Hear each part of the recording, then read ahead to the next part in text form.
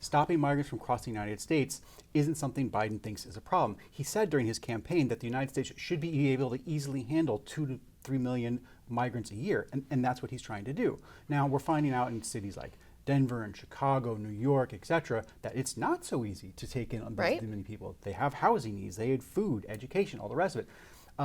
Biden, the Democrat solution is to just bail all these cities out, just keep writing checks. And so far, they've gotten away with it, and we'll see if that continues. Welcome to The Debrief, where we talk with the Washington Examiner's top journalists about the headlines they're covering and where the story's going next. I'm Sarah Bedford, and I'm here with commentary editor Con Carroll. Con, all of a sudden, squatters are a big part of the national conversation. There's a lot of attention to the fact that there's laws on the books that actually empower people to take over other folks' homes without paying for it. Why is this such a big deal right now? Yeah, well, it's just an epidemic that has come along. I think it's because we've become a low trust society, and people just are looking for loopholes within the law, and they exploit them. The border is one issue. You have all of these migrants from around the world who know that they just go to the border, Biden will let them in, and then because there's such a backlog in the system, they'll be able to stay forever. And the squatter thing is pretty much the same way. When you find someone on your property that's not allowed to be there, you cannot actually physically remove them. You have to go through a civil proceeding to get them evicted. And so that's the loophole, is that you have to hire a lawyer, it takes time, you have to go, a lot of times you have to go through a judge.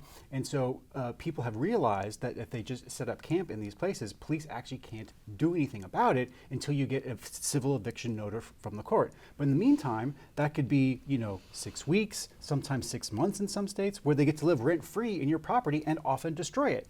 And so a lot of times these people will just straight out shake you down and say, look, you're going to have to go through this big thing. How about you just give me $20,000 and then I'll leave tomorrow? But it's a huge problem. In the Atlanta area alone, there's supposedly 1,200 homes that have squatters in them right now. Wow, and illegal immigration is potentially making the problem worse, or at least the perception of the problem worse. There was a viral video this past week of an undocumented immigrant explaining to other migrants in Spanish how to orchestrate one of these squatting coups.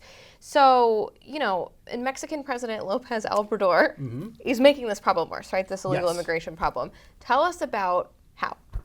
Well, from his campaigning days, he said that migrants from around the world have a human right to come to the United States. And he declared Mexico an open passage zone.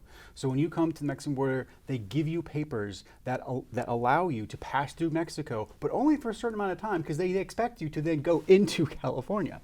And so he's been using mass migration as a weapon against the United States, against Biden, to extract other concessions. And he's not the only one.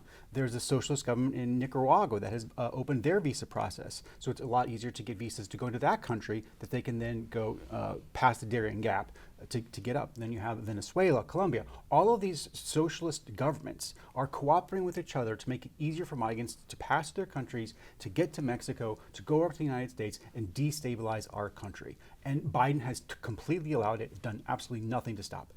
Why is he doing nothing to stop it? And also, Obrador, as we just discussed before we started recording this, he predates the start of Biden's presidency. So, but Remain in Mexico was in effect up until the start of Biden's presidency. So with someone who is so adamant about allowing illegal immigration, how did Trump pull that off? And then also, why is Obrador was elected in 2018. He comes into the office in 2019. And you can see as immediately when he comes into office, he again opens up his own borders for people to clop through. And you can look at just Google Southwest border encounters 2019, and you look at the numbers. They immediately start going up. Trump is very frustrated by this. He tries to get Mexico to stop, and he has this Remain in Mexico policy, which he's already been formulating for some time, in which instead of migrants, when they cross illegally, instead of just being released in the country like Biden does, Trump would then return them to Mexico, where they would set up in camps, and then they could pursue their asylum claims there. So Obrador at first was totally against this. But then Trump threatened to pass massive tariffs on cars and other goods, and Obrador eventually caved and agreed to remain in Mexico. And, again, just Google Southwest Border Encounters 2019, look at the graph yourself. The number go up, Remain in Mexico goes in, and the numbers go right back down. Trump solved the problem. But on first day in office, Biden gets rid of it. And again, you can just Google the charts. As soon as Biden comes into the office and ends Remain in Mexico, boom, legal border crossings go straight through the roof. And then sort of the second part of that question is, why doesn't Biden take any steps to crack down on what Obrador is doing?